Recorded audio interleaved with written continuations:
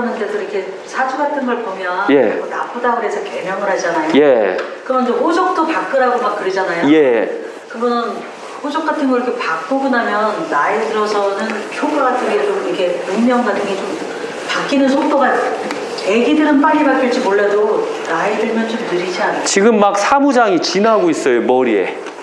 왜 날까요? 빨리 끝내. 아니, 그 때문에 그런 게 아니라 이름을 접대 말씀드렸는데 10살에 바꾸면 20살, 20살에 바꾸면 40살. 이게 덕을 보는 거 이렇게요. 그러니까 5살에 바꾸면 10살이 되겠죠. 개명을 하면 이 정도의 속도로 가는 거예요. 그러니까 예를 들면 70살 되신 분이 이름 바꾸려고 오는겨. 그런데 저는 70살이 됐다든가 60살이 되면 이름 안 바꿔주려고 그래요. 왜 그럴까요? 140살이 돼야 돼요. 여기서 말한 건 왜 이게 성명하게 공자님 거라는 것도 몰라요. 공자님께서 말씀하시기를 10년 된 습관은 10년이 지나야지 벗어날 수 있고 20년 된 습관은 40년이 돼야 된다라고 했거든요. 이게 바로 성명학의 원리예요. 그러니까 바로 70세 되신 분이 제 유튜브를 보고 저한테 이름을 지으려고 하는 게, 그래서 제가 사무장한테 그랬어요. 발복이 안 돼도 짓고 싶으면 저 드릴게요. 그러나 발복한다는 목적하에, 내가 좋아지려고 하는 목적하에 져달라고 하면 제가 받지 말라고 했어요. 왜? 안 되는 거 뻔하니까. 이게 바로 양심이라는 거예요. 그래서 제가 딱 그래요. 전화상으로 제 사무장한테 얘기를 해요. 160살까지 악착같이 살 수 있다면 제가 이름 져 주겠다고. 그렇게 얘기하라고 그래요. 그러면 20년은 먹고 살 거 아니에요. 그런데 한번 생각해보세요. 160살까지, 140살까지 하면은 뭐라고 씨요? 할 수 있다고 봐요? 그럼 50살에 개명하면 별... 그러니까 예를 들면 50살에 개명을 하면은 100살에 이름 덕봐요. 그러니까 개명하고 싶으시면 내가 그 나이를 가져라 이거죠. 내가 한치라도 어릴 때 개명을 하라. 이해 가시겠죠? 발복을 볼 수 있을 때 가져라. 그러나 더 재밌는 게 뭔 줄 알아요? 요때 개명할 거 같아요? 안 할 것 같아요? 안 해요. 왜 안 할까요? 부모니까. 아니, 요때 10살에서 20살에. 아니, 개명 그때 삶을 모르니까. 아니, 개인이 부모가 말고. 그러니까 그 삶을 살아보면서. 그리고 요때 꼭 공통점이 있어요. 미신 안 믿어. 안 믿어. 그래놓고 기독교인들 이름 개명 엄청나게 해요. 아세요? 안 믿어 해놓고서 막 개명을 하는겨. 그래서 이런 부분이 문제가 있다는 거죠. 그 다음에 젊어서 안 해요. 내 이름에 만족해 이렇게 해서 안 해요. 거의 20세서부터 40세까지도 개명을 잘 안 해요.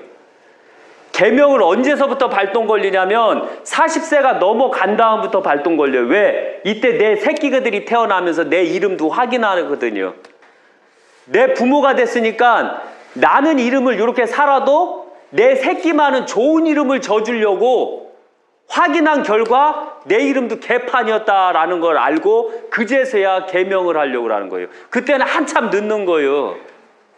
그래서 바로 요 이름을 져줄 때는 꼭 중요한 게 뭐냐면 나이가 짧으면 10살에 개명을 하면 20살의 덕을 보고 또 20살에 이름을 개명하면 40살의 덕을 봐요. 더 중요한 게 있어요. 50살에 개명을 하면 바로 이름 덕을 볼 수가 있는 게 있어요. 뭐가 있을까요? 이게 가장 무서운 거예요. 이것만 알면 개명을 바로 할 수가 있어요. 그런데 여기에 해당되는 분들은 10%밖에 해당이 안 돼요. 그래서 제가 이름을 질 때요, 안 맞으니까 개명을 빨리 해달라고 그래요. 그러면 성인들은 제가 딱 왔을 때 뭐라고 하는 줄 아세요? 예를 들면 깃볼이 없는 사람은 깃볼을 땡기고 와요. 관상 변화를 시키면 제가 이름 개명해 줄게요. 성형수술. 안 돼요. 그거는 노력으로 결정해야 돼요. 그 다음에 명당으로 이사 가면 제가 개명해 줄게요. 명당. 또가 뭐가 있냐면 이제 30살 된 사람이 저한테 계명을 받으려고 그래요. 60살의 덕을 보는데 그 사람한테 뭐라고 하냐면 직업이 없어요.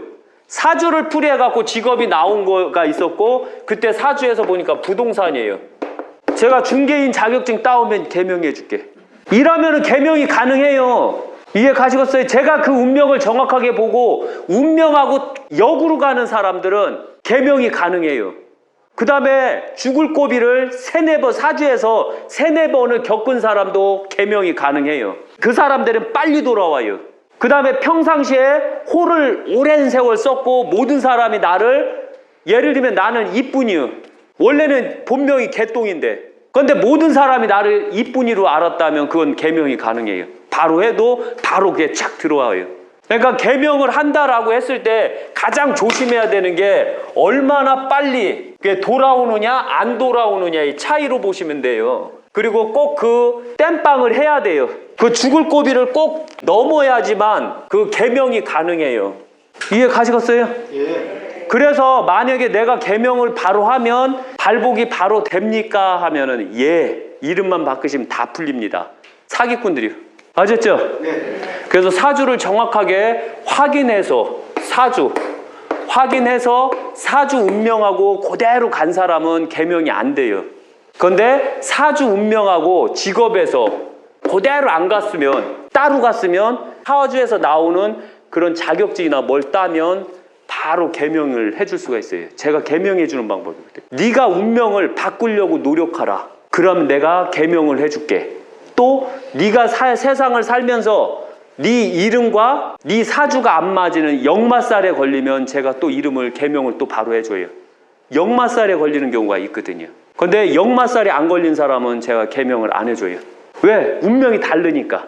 또 노력해서 운명을 만들고자 하니까. 심지어는 제가 뭐를 하냐면 아예 그 집안을 뒤집어 놓는 경우도 있어요. 종교 다 바꾸세요. 계명해 줄게요. 그럼 계명해 줄게요. 그런 경우도 있어요. 그런데 종교를 다 바꿔버리는 경우도 있어요. 계명 받으려고. 그런데 문제는 뭐냐면 그 이상하게 음파 종교들은요. 그렇게 약속해놓고 계명 딱 해주자니요. 다시 돌아가 버려요. 그래서 제가 그 종교들 오면 이름 절대 안 져줘요. 그걸 경험을 했기 때문에. 경험이 없었으면 아마 그렇게 안 했을 거예요. 무조건 져줬을 거예요. 왜? 돈 버니까 좋지 않요. 저 이름값 비싸요. 제가 져줄 때. 왜냐면 이거 다 따지면서 져주는데 쌀 것 같아요? 비쌀 것 같아요? 비쌉니다. 비싸요. 이름은 싼 게 아니고 원래 그 뭐 5만 원, 10만 원 이렇게 막 짓고 막 이런 사람들 있죠. 그대로 져요 그냥. 왜? 그 값어치밖에 못 할 테니까요. 그러니까 이름 질 때는 그걸 다 보고 뿌리, 종교 다 보고서 짓는 거예요. 그렇게 하고서 이 사람이 부족한 면을 정확하게 보고 예를 들면 이런 경우가 있어요. 목, 화, 토, 금, 수가 있거든요.